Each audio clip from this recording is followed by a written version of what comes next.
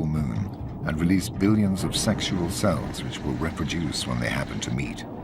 On the sides of the shell-studded battleships, the fertilized eggs grow, become larvae, and mingle with the mass of plankton. There the predators await and swallow them in vast quantities.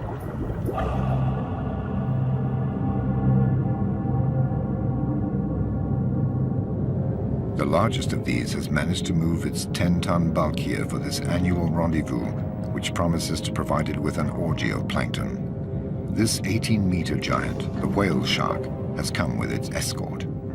Jacks take advantage of the hydrodynamic effect it creates to travel more quickly and without effort. They adhere to its lips in the hope of gleaning a few scraps of food.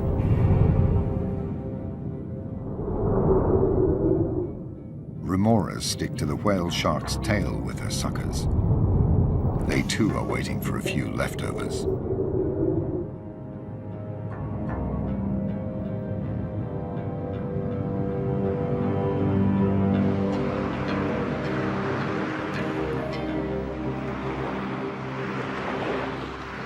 The whale shark is joined by other giants. Their perception of the electromagnetic field and their age-old instinct has enabled them to make this annual journey at the same time every year. They suck up the plankton at the surface rather like skimming the cream off milk. They greedily swallow 2,000 tons of water and plankton per hour. The water is ejected through their gills, which are fitted with filters to trap the food. Despite their 300 rows of minute teeth, they never masticate.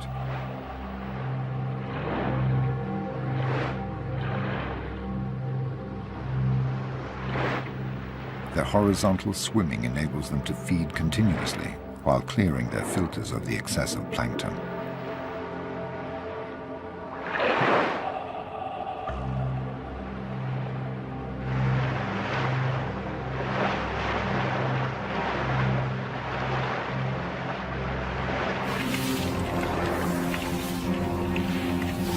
But the whale shark does not feed only on eggs and larvae.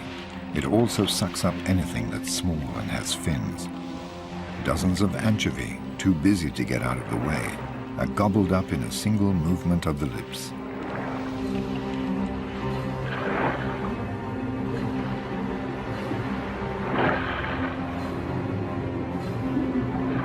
When the school of anchovy takes flight, the shark heaves itself back round towards it.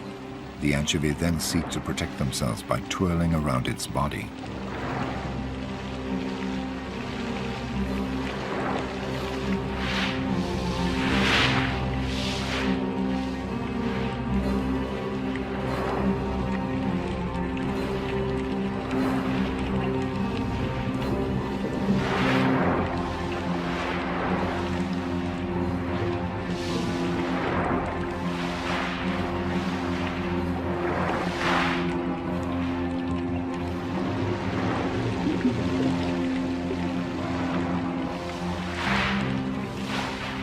Then the whale shark straightens up vertically, and in this uncomfortable position, herds the anchovy towards the surface, trapping them there so it can snap them up more easily.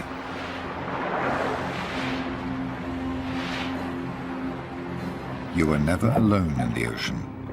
Inquisitive sea lions come to see this great beast which is feeding on anchovy in their own hunting ground. It has left them without anchovy and is calmly gliding away. The sea lions have noticed more interesting prey, a school of steel pompanos, also attracted by the plankton. Faced with the predator, the steel pompanos regroup into battalions and close their squad's ranks. Like an army of immortals, lost in the mass, they seem invulnerable. The sea lion has a problem, focusing on a single pompano. In response to their zigzagging maneuvers, it counters by dividing up their battalion. Finally, it notices the fish that is having trouble keeping up with the rest. It isolates it and will not let go.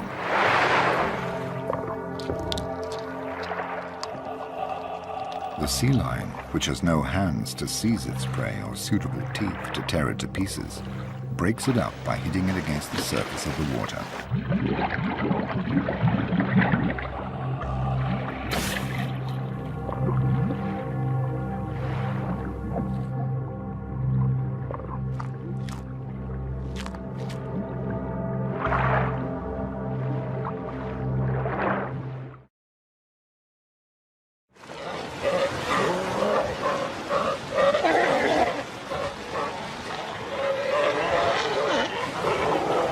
sea lion is a mammal and likes to play for the sake of playing, often to the detriment of its prey. The turtle is a difficult prey since it has so many scales and a razor-sharp beak, so the sea lions tease it half-heartedly for a bit of fun.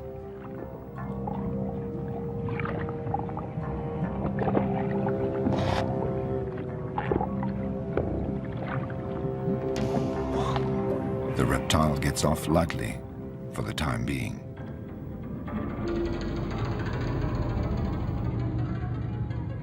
But fish also abuse the slippery surface of its shell to remove their parasites.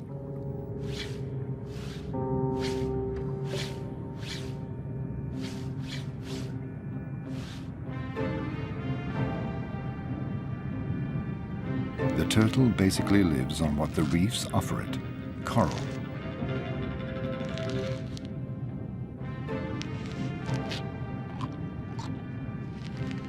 While it cleans the coral, the fish clean its shell.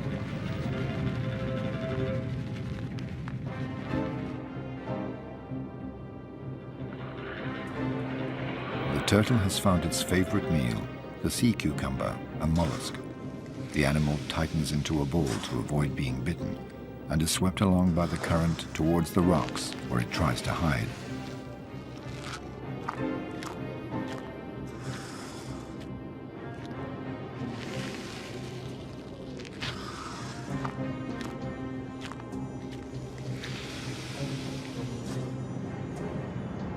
The turtle can migrate thousands of kilometers to feed or to find a mate. Coupling occurs on the surface. It's a procedure that takes time, and the turtles need to breathe.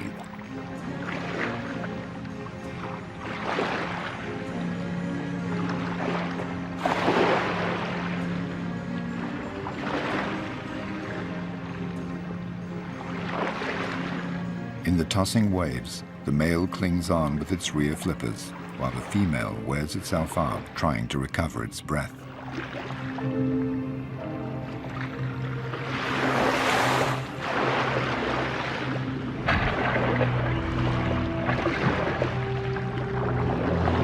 The female will cross an entire ocean to lay her eggs. She will face 1,000 predators and will often have to break using her 4 flippers in order to avoid them. But she will always end her life in the mouths of scavenging sharks. At one of the summits of this food pyramid, one solitary predator reigns supreme, the tiger shark, king of the warm waters. Always on the lookout for food, the 6-meter-long predator glides along in coastal waters near oceanic islands.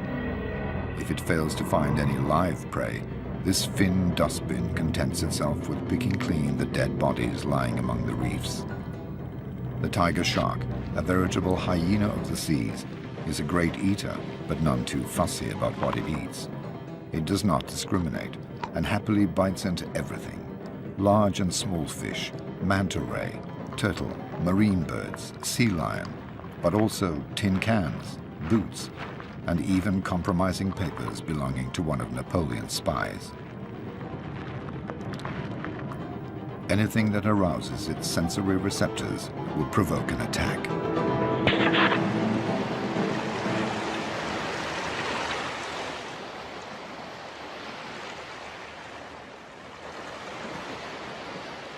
The November full moon shines over the Galapagos Islands.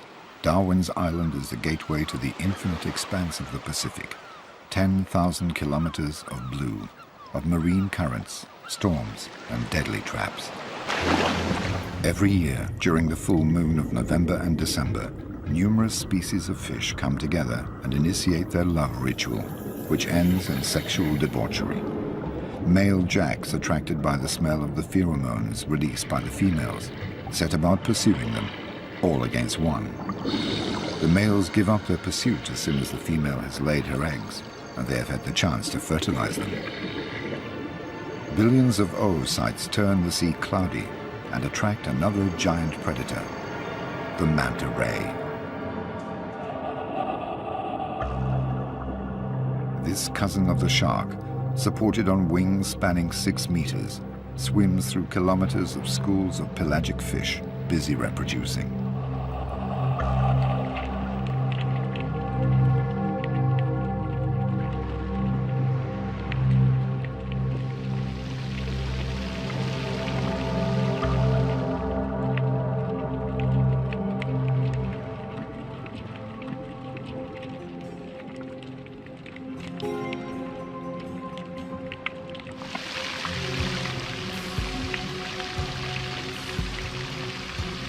With its large mouth open, the manta guzzles down the eggs, rushing the groups of fish which close ranks. Side by side, the rays comb the sea, swallowing thousands of lives.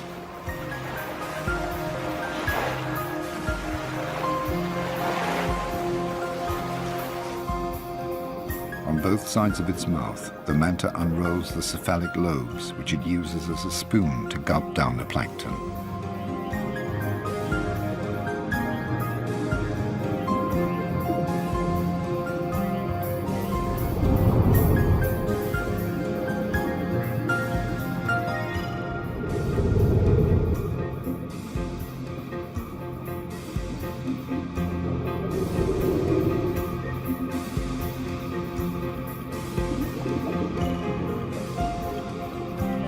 Attached by their suckers to the manta's back and belly, the remoras feed on food scraps and parasites. And on the remora's back, other parasitic fish bustle about and clean them in turn. Alongside the food pyramid, there is a cleaning pyramid.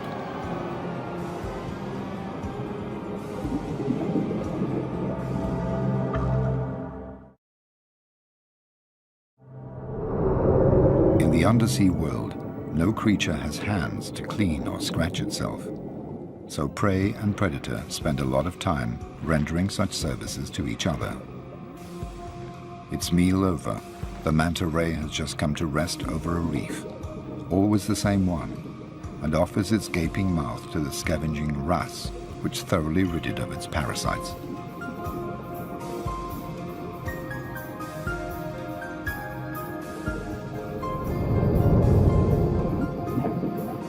Here are the sea lions again, inspecting the manta ray's large unfurled wings with a view to turning them into a playground.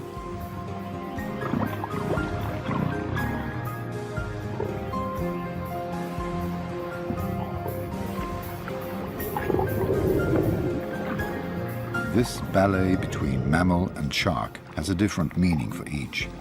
Only the sea lion is sufficiently developed to have a sense of play.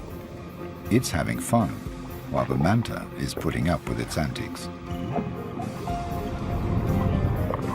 The sea lion discovers a new game, surfing.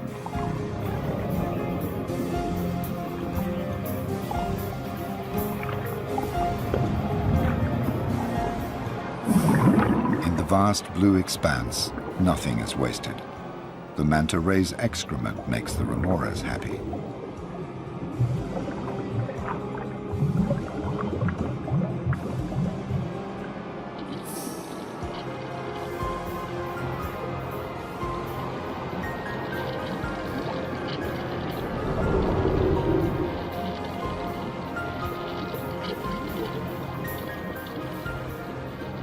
In the sea, everything is recyclable and recycled. The manta ray's scraps are patiently absorbed by the mollusk.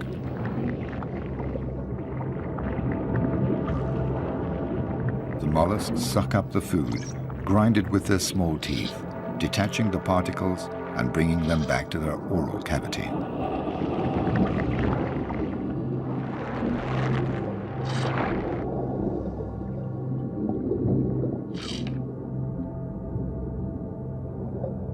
All living organisms shut away among the coral, capture, catch, trap, and feed on minute particles.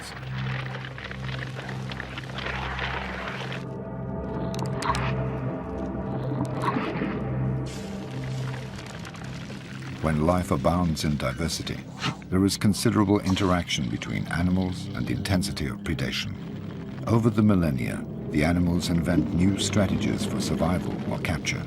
Camouflage is the most sophisticated form, where the creature attempts to blend in with the surroundings on account of its appearance, movements, or color. A crab carries an entire sea urchin in order to hide and to put off its predators. Other monsters lie in wait in the sand and only keep one eye above the surface.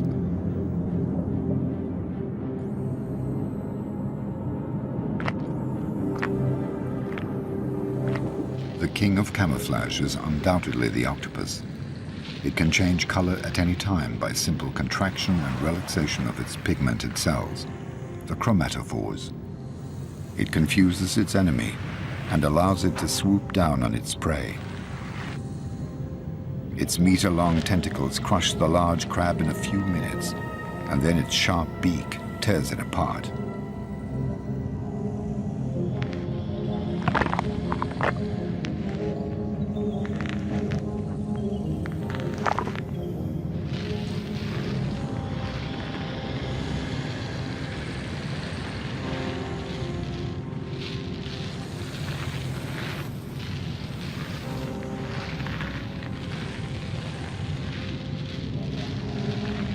The octopus also has enemies, and they know when to surprise it.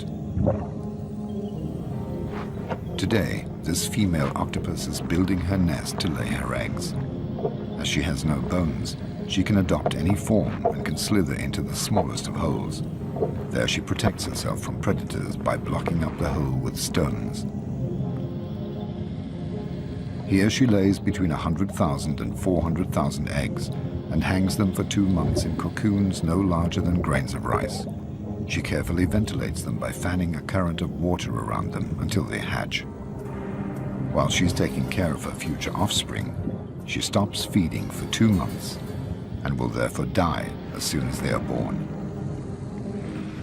But after 30 days, the water has suddenly got colder. This will delay the hatching of the eggs. The female is weakening fast. Will she live long enough to look after her eggs until they hatch? Driven by necessity, she makes the mistake of leaving her den to look for food. Her neighbors, the moray eels, which usually distrust her, sense that the balance of power has changed.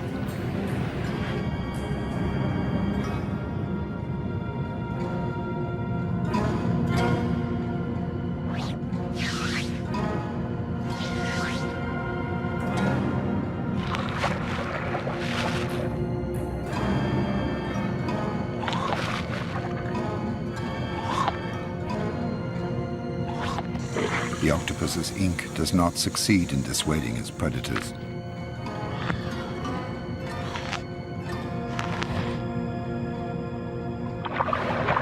The moray eels do pirouettes, rather like crocodiles do, to tear off meat.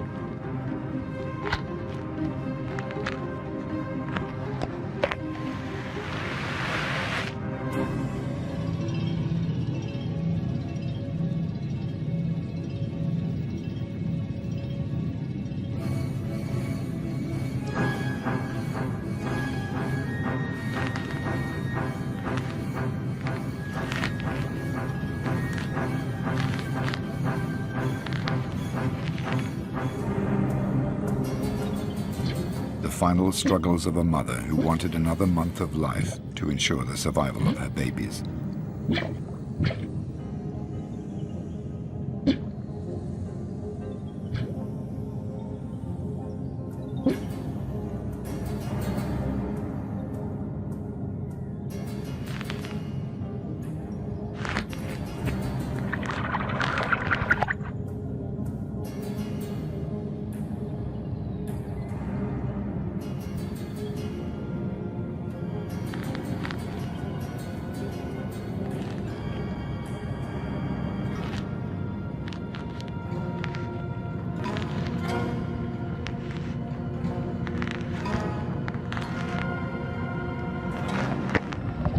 The female dies in one last cloud of ink.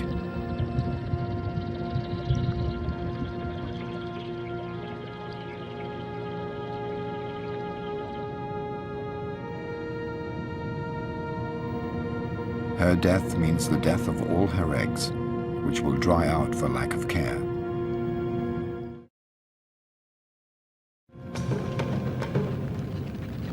It's the time of the truce, a time when the prey cleans the teeth of the predator, who badly needs it.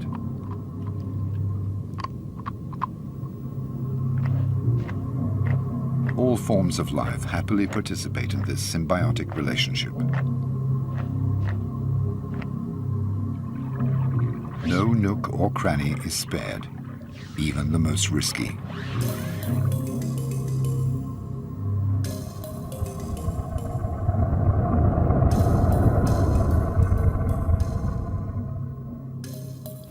Some fish are more cautious and don't entrust their flanks to others. They rid themselves of their parasites using a stone until it becomes too smooth. Or they use the coarse skin of the coral shark for their grooming.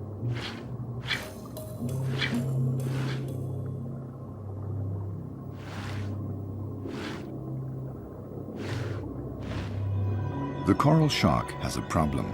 It is not quick and agile enough to catch a healthy fish. It therefore depends on the preparatory work of other fish. These hound an octopus and wound it. The meal is ready, and the coral shark only has to help itself. A relationship of service is also established between the coral shark and the jack. The jack sets about hunting. It attacks and wounds an ailing creole fish. The creole fish shelters in a cavity. The whole population of the reef comes rushing in for the kill. But the sharks drive all the other creatures away and fight over the prey. It's every shark for itself. It's a matter of seeing who will be most adept at working its way into the rock crevice.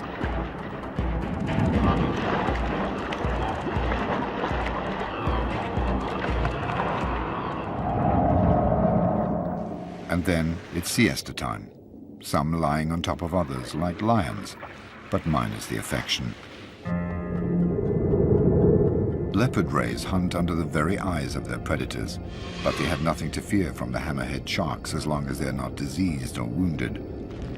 They scan the floor with their nose, which is designed to detect crabs, shells, and mollusks. They dig to unearth them and take in sand at the same time.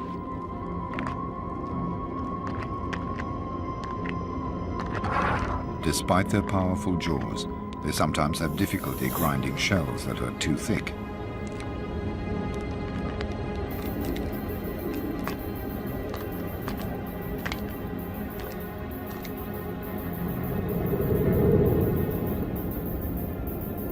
And soon the schools of leopard rays will cover the sea like so many stars carpeting the sky. It's time for the killer whale to try its luck. This mammal reigns supreme at another summit of the food pyramid. It's the nightmare of the rays, because unlike the sharks which only hunt at night, it's active day and night and needs to feed more often than sharks. It harasses the rays until they become exhausted and zeroes in on the weakest.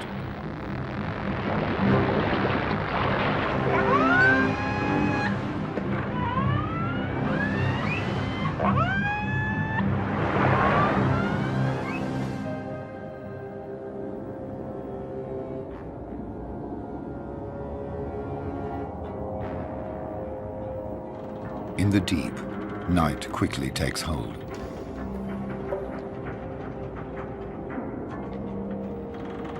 Among the debris of naval battles, another battle is played out.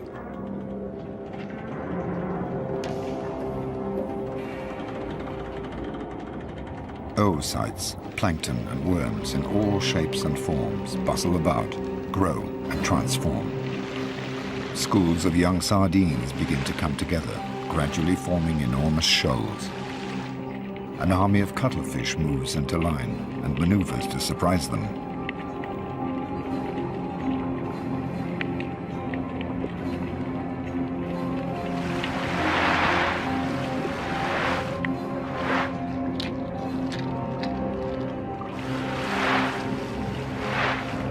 The cuttlefish has 2 tentacles and 8 arms.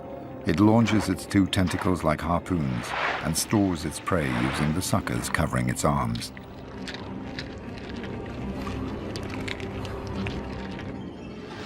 Sharks are also present. At night, the sea belongs to them. They're on the prowl to satisfy their appetite. All their prey know it, and they all lie low.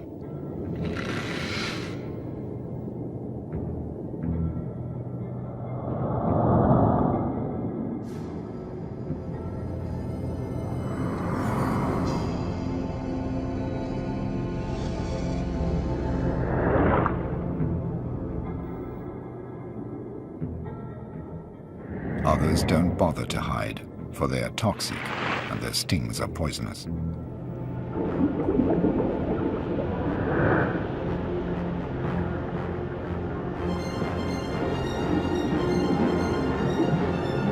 The sharks spread fear, track down hiding places, and hound those fish that panic.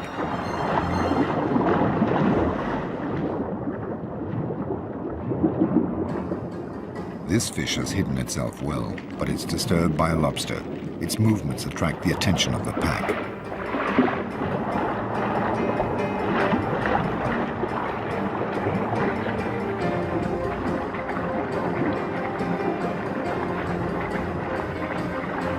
The red fish ends up being caught.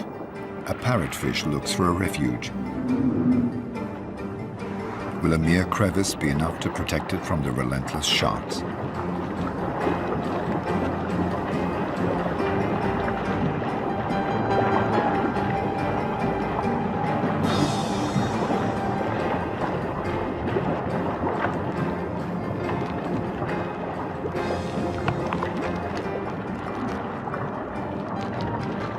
Parrotfish captured by the most skillful causes a frenzy. The sharks lose all their inhibitions and turn on each other.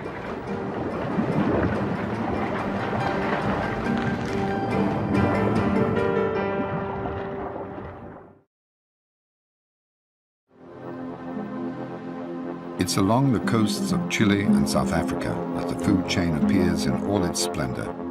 Cold currents trapped between the coasts and the continental shelf travel northwards where they mix with the warm waters.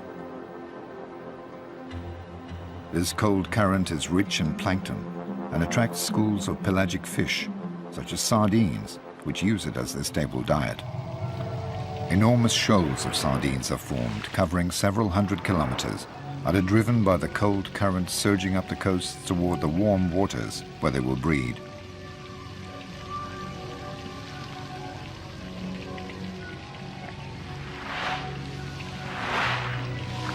But they haven't got there yet. Their journey will turn into a genuine obstacle course. All the sea's predators will be converging on them, starting with the schools of jacks, whose equivalent on dry land are packs of wild dogs.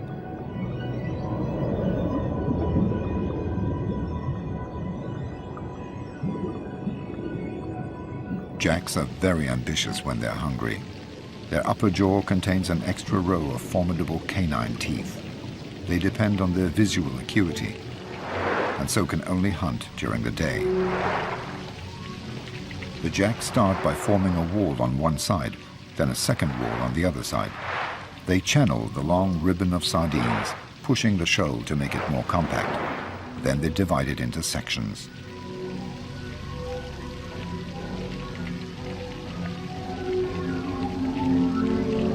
The sardines close ranks, squeezing up against each other.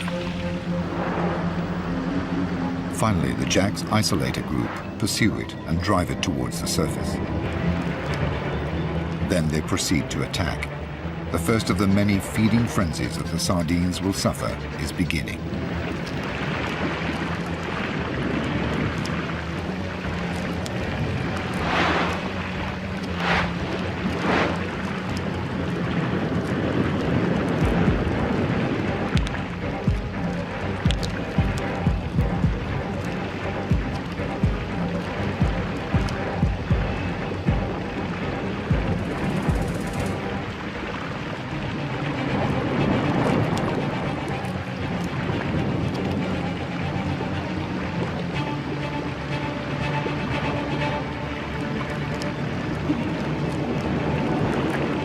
The sea is suddenly awash with millions of scales and pieces of flesh. These attract manta rays, which devour the particles.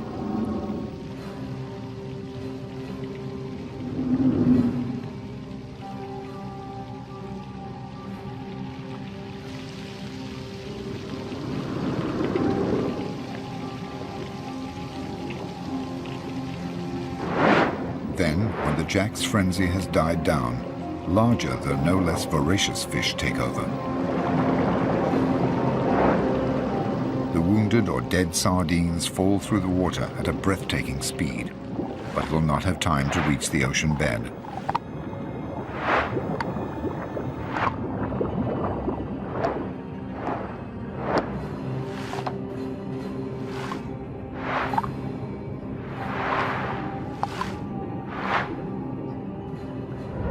Finally, black-tipped sharks, as always, gather up the remains of the work of others.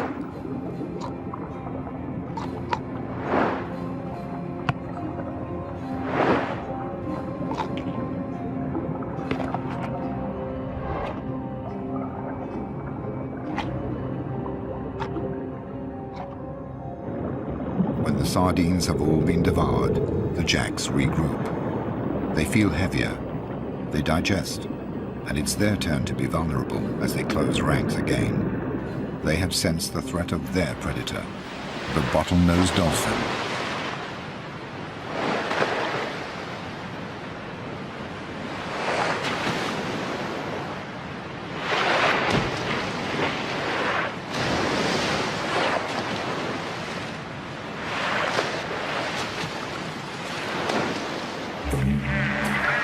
The dolphin is guided by sound. It sends sound signals which hit the fish and bounce back to its lower jaw in the form of images. Once it has seen a jack that is weaker than the others, it doesn't let it go. The jacks have no other defense but to scatter.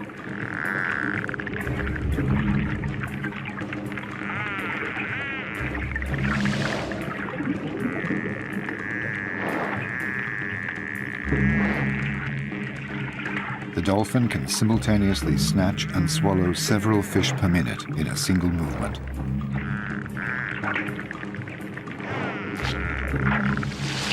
After 6 minutes, the bottlenose dolphin has to return to the surface to breathe. The enormous school of sardines continues its progress northwards. All the sardines are the same size and the same age. The ones at the front are better fed and can get oxygen more effectively, but they tire quickly and they're in the front line, and so more likely to be eaten by predators. And these predators, common dolphins, have come from far away, attracted by the high-frequency sounds emitted by the school of sardines. Dolphins have a very keen sense of hearing when they're hungry. Some 10,000 of them cross the dark and cold waters to pounce on 1 billion sardines.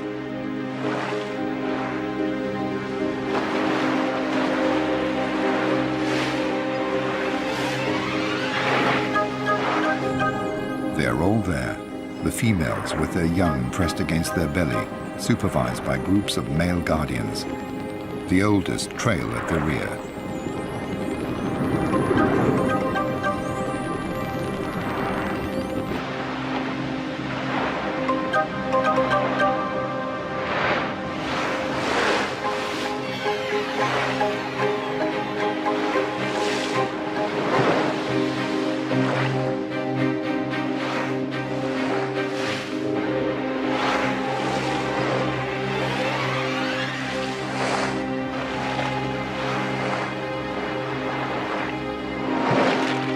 They all have a voracious appetite. They communicate their enthusiasm and fine-tune their hunting strategy.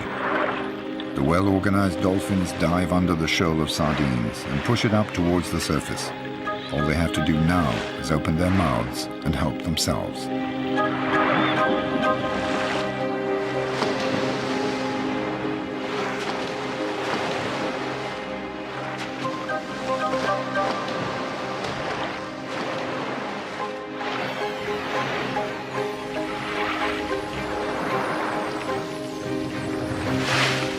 The sardines, for their part, have a common defense strategy. Pirouette in complicated figures to disconcert the attackers and ensure that they always have another sardine at their side. Sharks have a keen sense of smell when they're hungry.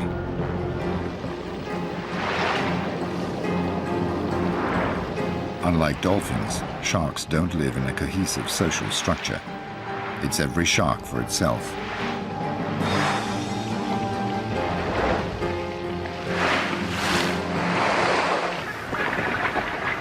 A fourth species of predator has noticed the shoal. Colonies of gannets cover 200 kilometers a day to go and fish. The gannet has very keen eyesight when it's hungry. From above, it sees the school of sardines that has been pushed up near the surface by the dolphins, and which is now increasingly compact. The gannet floats like a buoy, so it has to dive at 100 kilometers an hour in order to pierce the surface of the water. At the last moment, it folds back its wings to avoid smashing them, thus creating a hydrodynamic form.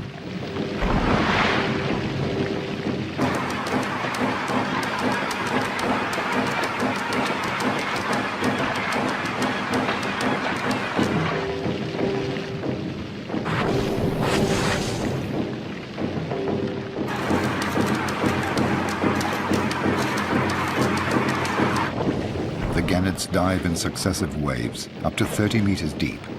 Sometimes the shoal manages to place itself beyond the reach of the birds' beaks, and the gannets tire.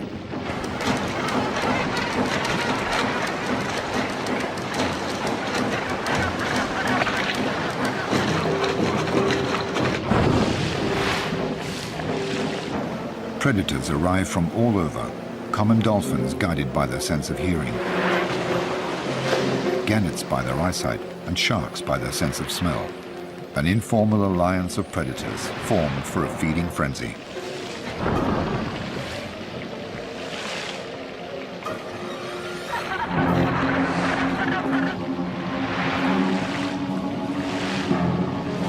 And soon the greatest predator will make its presence felt, the bride whale.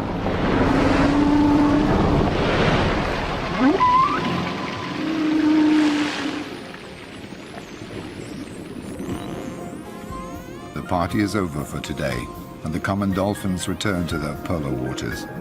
They express their contentment, sharing their excitement, and regaling their young with lengthy tales of the hunting adventure. For the young are there too. They have not taken part in the hunt, but they have observed it, hidden beneath the belly of the adult females. The females took it in turns to dissuade the sharks from coming near until they had all eaten their fill. The school of sardines, despite its losses, continues northwards and approaches the coast. It passes alongside a cliff where a sixth predator perches. The frigate bird, with its 2-meter wingspan. The king of the gliders is also king of the cowards. Unlike the gannet, the frigate bird does not secrete enough oil to protect its wings, so if its wings become wet, it sinks. It has therefore adapted its hunting method to its handicap. It is one of nature's bag snatchers.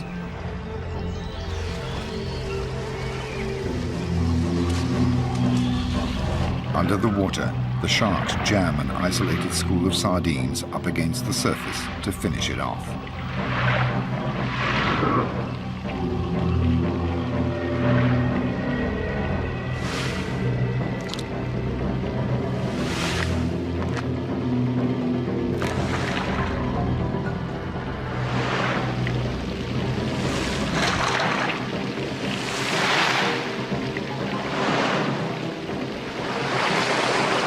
The frigate birds have to sneak between the shark's teeth and the spattering of blood without getting too wet in order to capture their prey.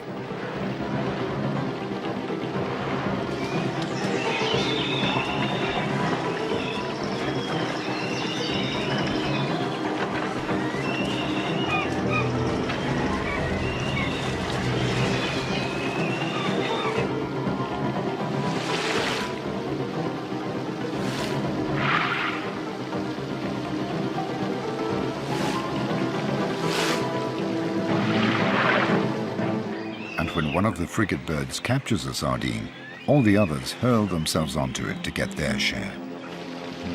Finally, what remains of the school of sardines arrives in the warm waters of the north to breed there. For many of the older sardines that have already made the journey often, this will be the last one, because the food chain is dominated by one supreme, invisible predator, Homo sapiens.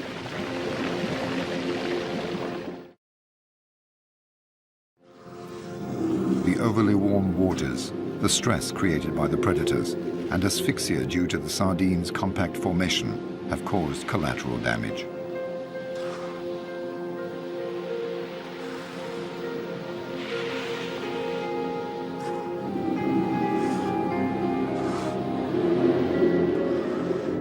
Carried along by the current, they will not go far because refuse collectors are following their tracks.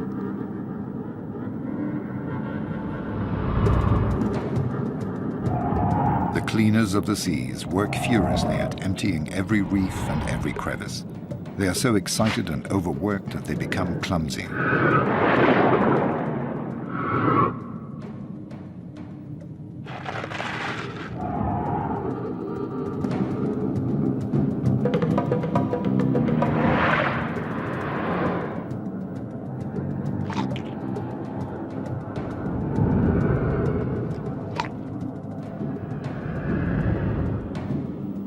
Everything is cleaned. Thanks to the sharks, the sea will always be clean. This one-month frenzy comes to an end when the ferocious predator turns into a docile patient, imploring a wrasse to clean its teeth.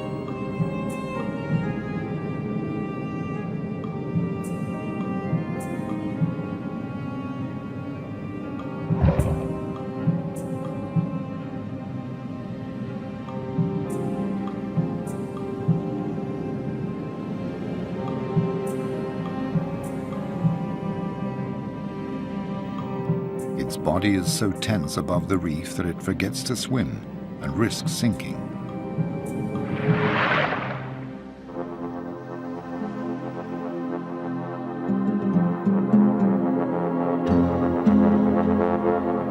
The southernmost tip of Africa, at the Cape of Good Hope, where the warm waters of the Indian Ocean meet the cold waters of the Atlantic, is where we find the largest of the predators, the great white shark. It lords it over a large area containing a dozen colonies of sea lions, its favorite prey.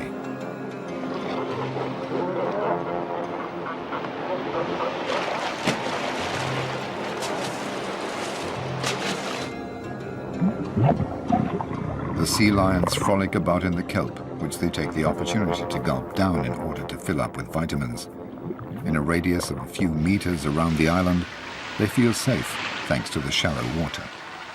Among the panic-stricken sardines, they're enjoying themselves, playing with the cormorants.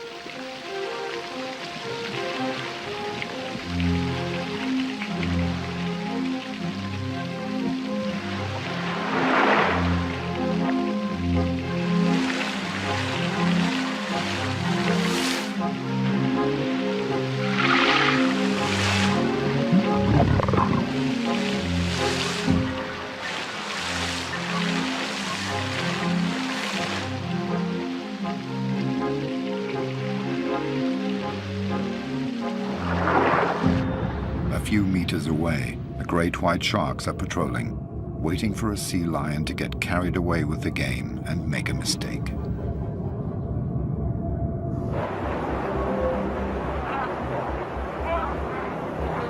Some 20 great whites are laying siege to these 2,000 sea lions on the little island.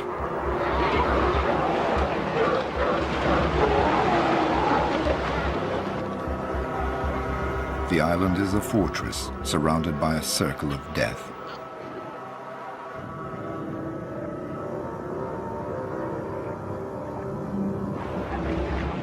The 6-meter-long great whites glide close by the island, but don't dare penetrate the kelp which surrounds it, out of fear of getting stuck there among the rocks on account of their size. This predator and its prey have swum face to face for thousands of years.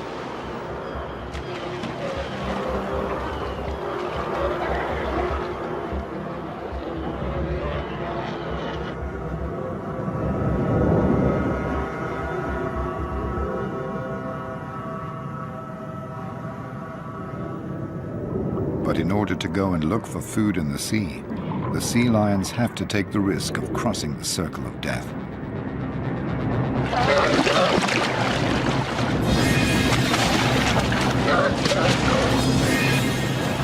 The sea lion is knocked about, but as happens every so often, it manages to escape thanks to its agility. Back to the school of sardines. Surviving fragments are returning to cold water.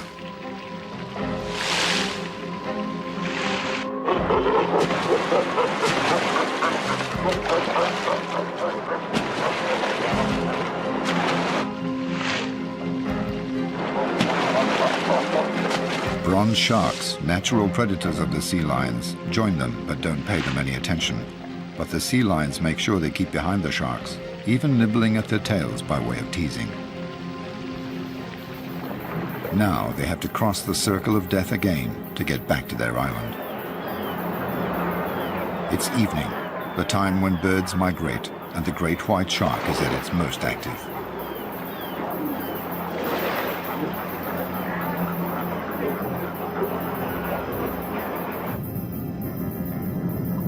For their part, the sea lions are tired after their long journey and are less vigilant.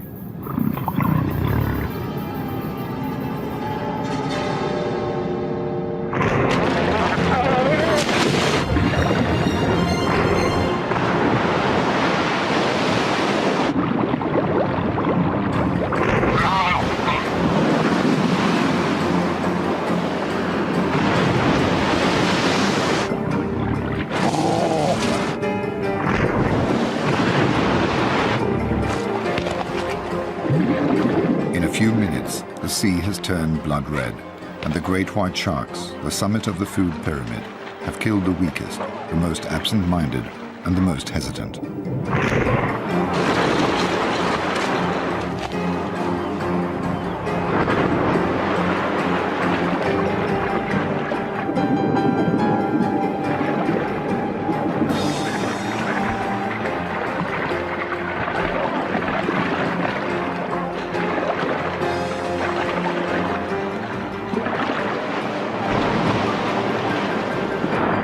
Over the course of thousands of years, each animal in its own way has brought about a natural selection amongst its prey. It has enabled its species to reproduce only its best elements in order to survive, evolve, adapt, and become stronger. In the sea, as on land, failure to adapt leads to extinction.